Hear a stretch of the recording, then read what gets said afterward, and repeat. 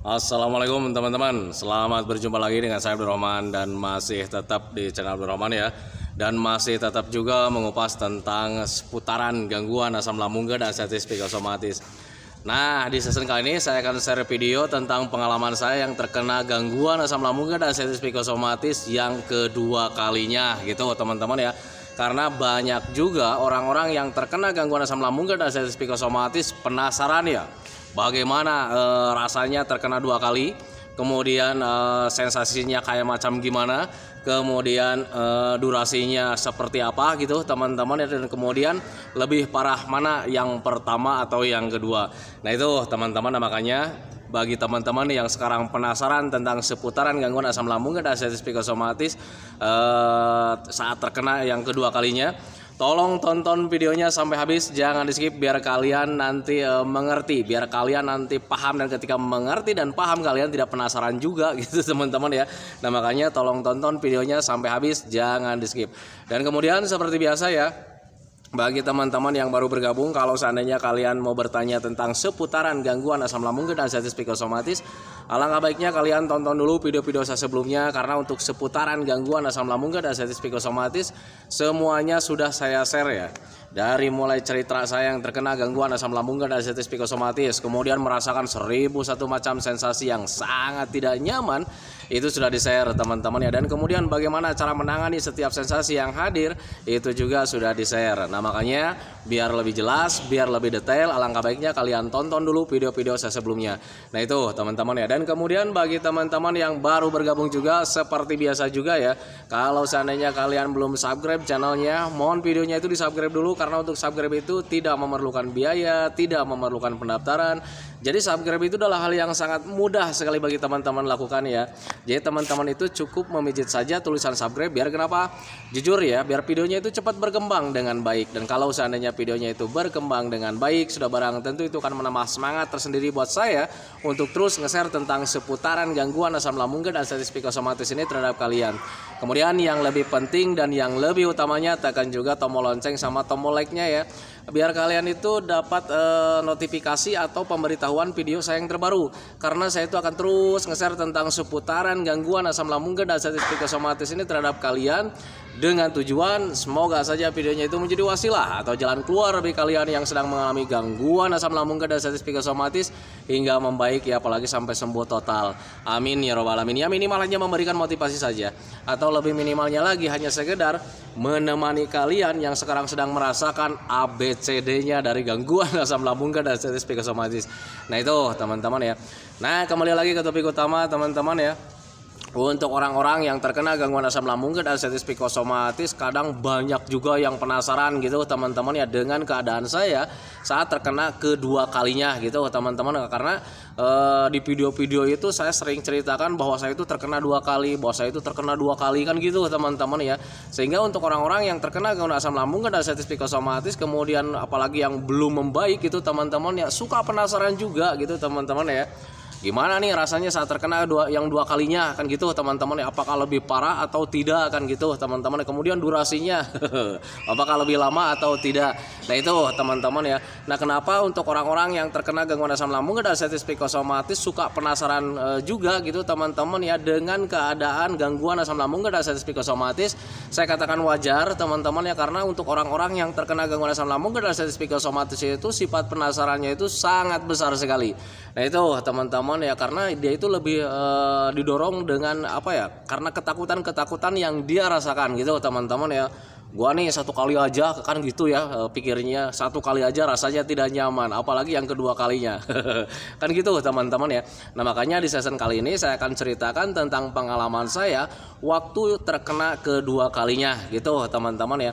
Untuk teman-teman yang ingin mengetahui tentang seputaran gangguan asam lambung dan sensitif psikosomatis yang pernah saya alami yang di bagian pertama gitu teman-teman ya, saat terkena gangguan asam lambung dan sensitif psikosomatis yang pertama kalinya, itu sudah di-share teman-teman ya di video saya yang terdahulu. Di awal video itu sudah di-share teman-teman ya. Kalau nggak salah itu judulnya itu bagian ke-1 gitu teman-teman ya, pengalaman gangguan asam lambung dan sensitif psikosomatis bagian 1 Abdurrahman. Di situ udah di-share ya, udah diceritakan teman-teman ya. Nah kemudian Untuk pengalaman yang keduanya itu memang belum sempat saya belum sempat saya ceritakan gitu teman-teman, hanya sebagian-sebagian saja gitu teman-teman ya. Jadi dari mulai durasinya, kapasitasnya, kemudian rasa tidak nyamannya itu belum saya ceritakan dengan secara gamblang gitu teman-teman ya, karena video-video saya itu selalu menceritakan tentang bagaimana cara membangkitkan diri kita teman-teman ya, saat kita itu ya mulai terpuruk dari gangguan asam lambung dan artritis psikosomatis. Nah itu teman-teman, jadi lebih dominan ke arah sana ya, bagaimana cara membangkitkan tubuh kita, membangkitkan gairah kita, membangkitkan semangat kita saat kita terpuruk dari gangguan asam lambung dan artritis psikosomatis. Nah itu teman-teman, sehingga ya untuk pengalaman sensasi yang keduanya gitu teman-teman, saat terkena gangguan asam lambung dan artritis psikosomatis jarang sekali saya kupas tuntas. Nah itu teman-teman ya. Nah untuk pengalaman saya yang terkena gangguan asam lambung dan artritis psikosomatis yang kedua kalinya teman-teman ya, itu sebetulnya karena memang saya mulai terlena di situ teman-teman ya, terlena saat sembuh total dari gangguan asam lambung dan artritis psikosomatis yang pertama kalinya teman-teman. Jadi ketika sudah sembuh total, ada rasa cuek di situ teman-teman ya, cueknya sangat besar ya di situ ya. Sudah bisa menikmati apa yang kita hadapi teman-teman ya, dari mulai pola makan kita sudah mulai menikmati teman-teman. Jadi ketika menikmati makanan teman-teman ya, kita terlena teman-teman di situ. Saya waktu itu jadi hanya mengenalkan hobi teman-teman ya, karena sudah mulai menikmati yang kita hadapi teman-teman, dari mulai makanan, kemudian pola hidup, pola pikir, kita sudah mulai bisa menikmati. Nah itu teman-teman, tetapi karena kenikmatan itu teman-teman ya, ada akhirnya ada terlena di situ teman-teman ya. Pola makannya tidak dijaga lagi. Nah itu teman-teman, jadi makannya itu mulai sembarang lagi. Jadi tidak mengandalkan untuk kebutuhan tubuh, tetapi hanya mengandalkan hobi saja teman-teman ya. Dan ketika sering mengandalkan hobi gitu teman-teman ya, akhirnya di situ mulai terganggu lagi pencernaannya. Nah itu teman-teman, karena untuk orang-orang yang terkena gangguan asam lambung dan artritis psikosomatis, mengkonsumsi makanan apapun itu jangan berlebihan. Nah itu teman-teman, karena untuk pencernaan kita itu rentan terhadap gangguan-gangguan yang membuat kita itu tidak nyaman teman-teman ya. Nah itu, makanya bagi teman-teman yang sekarang sedang terkena gangguan asam lambung dan artritis psikosomatis, kemudian sudah mulai membaik teman-teman ya, walaupun kalian sudah sembuh total, kalian itu harus bisa menjaga pola makan teman-teman. Usahakan mulai dari sekarang itu jangan mengandalkan hobi teman-teman, tetapi mengandalkan kebutuhan untuk tubuh kalian saja. Nah itu teman-teman ya, karena ketika kalian hanya mengandalkan kebutuhan hanya mengandalkan hobi teman-teman ya, nanti kalian itu terlena teman-teman, dari mulai kapasitasnya gitu teman-teman, kemudian durasi makanannya gitu teman-teman secara berlebihan, keseringan juga gitu teman-teman ya, dan itu bakalan mengganggu pencernaan kalian, dan akhirnya kalian asam lambungnya itu bakalan kambuh lagi. Nah itu teman-teman, jadi untuk yang kedua kalinya untuk saya pribadi waktu itu karena memang terlena gitu teman-teman ya, sudah mulai bisa menikmati apa yang kita konsumsi, sudah bisa menikmati apa yang kita hadapi gitu teman-teman ya, semuanya serba nyaman, akhirnya terlena, akhirnya ya kitanya masuk lagi ke jurang gangguan asam lambung dan artritis psikosomatis. Nah itu teman-teman ya. Dan kemudian untuk durasinya, saat terkena gangguan asam lambung dan artritis psikosomatis, untuk saya pribadi teman-teman ya, itu tidak lama teman-teman ya, hanya beberapa bulan gitu teman-teman ya. Kenapa saya tidak lama? Karena sudah mulai bisa memahami teman-teman. Jadi ketika kambuh itu ya memang cemas hadir gitu teman-teman, rasa tidak nyaman itu hadir, cuman kita flashback kejadian yang sudah terlalui gitu teman-teman ya. Gua juga kemarin gangguan asam lambung dan artritis psikosomatis sembuh lagi gitu teman-teman ya, dan akhirnya ditanamkan juga dalam pikiran terus-terusan gitu teman-teman ya, bahwa nanti juga ini juga bakalan terlewati. Nah itu teman-teman, sehingga ketika mempunyai pemikiran-pemikiran seperti itu setiap harinya teman-teman ya, akhirnya mulai fokus di metodenya gitu teman-teman. Jadi dikembalikan lagi metodenya, dari mulai pola makan, pola hidup, pola pikir gitu teman-teman, itu saya kembalikan lagi teman-teman, sehingga ya tidak begitu lama teman-teman ya.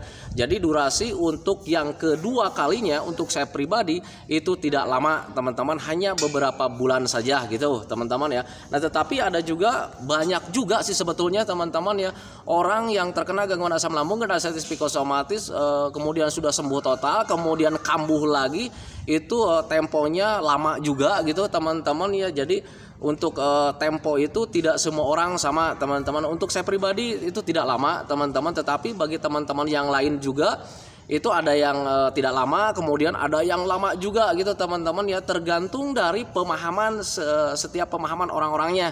Nah itu teman-teman ya, karena jujur ya, untuk gangguan asam lambung dan diabetes psikosomatis itu sebetulnya hanya butuh pemahaman teman-teman ya. Jadi bukan butuh obat, bukan butuh herbal teman-teman ya, karena obatnya ada dalam diri kita masing-masing. Nah itu teman-teman ya, kita itu hanya dibantu saja dengan memahami apa yang sedang terjadi teman-teman. Kalau seandainya kita memahami apa yang sedang terjadi, ya kita minimal tidak takut sih sebetulnya teman-teman, dan kita itu bisa menanganinya dengan mudah.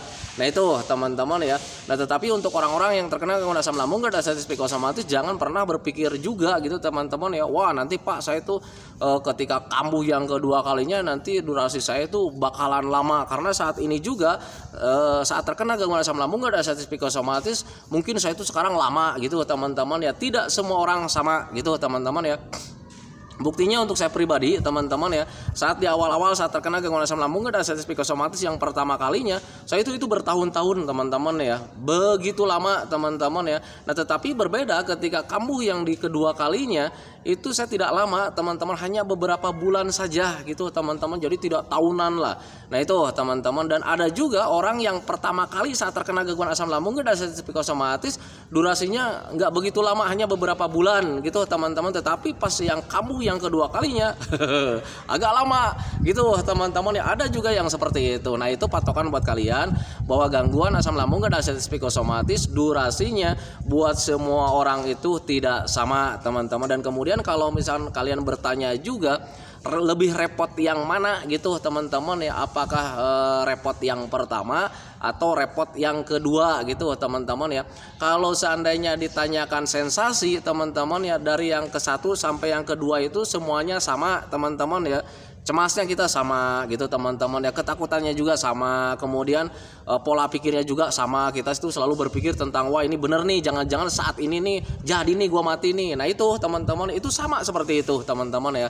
Nah tetapi untuk saya pribadi waktu itu saat terkena 2 kali, justru yang kedua itu ringan. Kenapa saya katakan ringan? Karena ya kembali lagi, saya sudah memahami gangguan asam lambung dan diabetes psikosomatis, jadi tidak separah yang pertama. Kalau yang pertama kan sampai berbaring ya, terbaring lama gitu teman-teman, tidak bisa bangun. Nah tetapi untuk yang kedua kalinya itu saya bisa jalan-jalan teman-teman, bisa aktivitas gitu teman-teman, walaupun aktivitasnya itu hanya di dalam rumah saja gitu teman-teman, tidak keluar. Tetapi kalau misalnya ketakutan untuk jalan-jalan kemudian pergi agak jauh, itu sama teman-teman ya.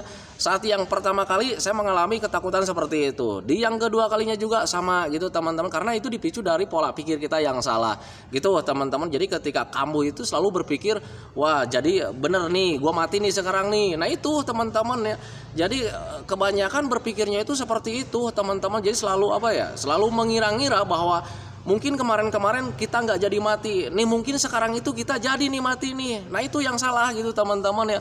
Nah itu yang harus dihindari teman-teman. Tetapi untuk saya pribadi juga sama gitu sebetulnya teman-teman ya. Nah makanya untuk orang-orang yang terkena gangguan asam lambung dan diabetes psikosomatis itu harus bisa selalu menanamkan dalam pikiran kita itu bahwa kita itu bakalan baik-baik saja, karena memang pada dasarnya kita itu baik-baik saja teman-teman ya. Yang terganggu itu hanya pola pikir saja. Kita itu ketakutannya semakin besar, karena semakin besar akhirnya pikiran kita itu selalu mengarah-arah ke hal-hal yang tidak benar. Nah itu teman-teman, selalu mengira-ngira. Nah itu teman-teman ya, itu kejadian saya dulu saat terkena gangguan asam lambung dan diabetes psikosomatis. Kemudian kalau ditanya lagi masalah sensasi yang hadir, apa aja sih yang hadir? Untuk saya pribadi yang hadir itu hampir semuanya hadir juga gitu teman-teman, kayak macam lemes, kemudian dada terasa panas, perut terasa panas, kepala sakit, ada penegangan otot juga berat, berat-berat di bagian punggung gitu teman-teman, ulu hati sakit gitu teman-teman, yang mencret lagi, semuanya komplit lagi gitu teman-teman saat terkena gangguan asam lambung dan diabetes psikosomatis yang kedua kalinya teman-teman ya. Dan tetapi itu juga jangan jadi patokan buat kalian ketika nanti kalian ketakutan, kalian kambuh di yang kedua kalinya gitu teman-teman ya. Kenapa saya katakan kalian itu jangan jadi patokan buat kalian? Karena kembali lagi ya, setiap sensasi dari gangguan asam lambung dan sensitif psikosomatis itu setiap orangnya itu tidak sama, teman-teman ya. Saya mungkin mengalami komplit, teman-teman, tetapi ada juga orang-orang yang terkena bahkan ada yang ketiga kalinya dia nggak komplit, teman-teman ya. Dari yang pertama dia nggak komplit, kemudian kambuh yang keduanya dia nggak komplit, kemudian kambuh yang ketiganya dia nggak komplit sensasinya. Nah itu teman-teman, nah makanya untuk orang-orang yang terkena gangguan asam lambung dan sensitif psikosomatis itu jangan selalu menyamakan gangguan orang lain dengan keadaan kalian diri sendiri gitu teman-teman ya, karena setiap sensasinya itu berbeda-beda tergantung daripada kapasitas berapa persennya kalian itu terkena gangguan asam lambung dan sensitif psikosomatis. Mungkin saya terkenanya itu 90% gitu teman-teman ya, mungkin kalian itu cuma 60% gitu teman-teman ya. Nah itu makanya ketika orang-orang yang terkena gangguan asam lambung dan sensitif psikosomatis itu jangan pernah menyamakan dengan orang lain. Yang penting kalian itu fokus saja di metodenya teman-teman biar kalian itu cepat membaik teman-teman. Kalau seandainya kalian selalu menyamakan dengan orang lain, tambah stres, nantinya kalian itu tambah banyak pikiran, dan ketika kalian banyak pikiran ada stres di situ, semua sensasi itu bakalan awet teman-teman ya, sulit menghilangnya. Nah itu teman-teman ya, karena apa ya, pencernaan dan pola pikir kita itu saling berketerkaitan. Nah itu teman-teman, makanya untuk orang-orang yang terkena gangguan asam lambung dan sensitif psikosomatis itu selalu dianjurkan hindari beban pikiran gitu teman-teman ya, biar kita itu sensasinya nggak muncul terlalu banyak, itu yang pertama. Kemudian yang keduanya biar pencernaan kita itu juga ya tambah membaik. Nah itu teman-teman, makanya pahami saja ke sana. Nah itu teman-teman ya. Nah kemudian ketika ditanya lagi masalah obat-obatan lagi gitu teman-teman ya, karena banyak juga yang bertanya apa saat yang terkena yang kedua kalinya apakah Bapak juga konsumsi obat. Dari yang pertama sampai yang kedua itu bahkan sampai detik ini juga saya belum pernah konsumsi obat-obatan teman-teman ya. Jadi karena memang sudah mulai memahami tentang gangguan asam lambung dan sensitif psikosomatis itu adalah sebetulnya gangguan rumahan, bisa ditangani dengan metode rumahan juga gitu teman-teman. Akhirnya alhamdulillah saya tidak memakai obat, tidak memakai herbal gitu teman-teman, dan menurut saya itu lebih efisien teman-teman ya. Kitanya nggak keluar uang gitu teman-teman, kemudian pencernaan kita itu membaiknya itu lebih cepat gitu teman-teman ya. Kenapa saya katakan lebih cepat?